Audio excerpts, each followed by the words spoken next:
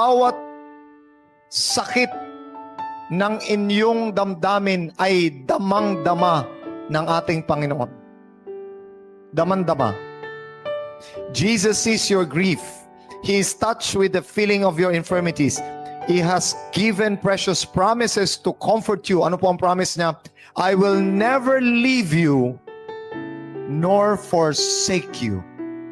Alam niyo kapatid, ngayon, masarap pa kasi marami pong mga kapatirang nakikita tayo.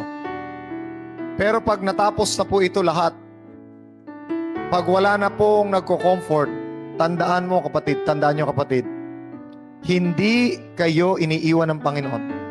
Nabanggit ni Pastor Sabat kanina, ang sabi sa Psalm chapter 34 verse 18, God is near to the broken heart. Ang Diyos ay mas malapit sa durog na puso. Pagka pakiramdam mo kay durog na durog, tandaan mo, mas malapit ang Diyos. Ngayon, pinakamalapit ang Diyos.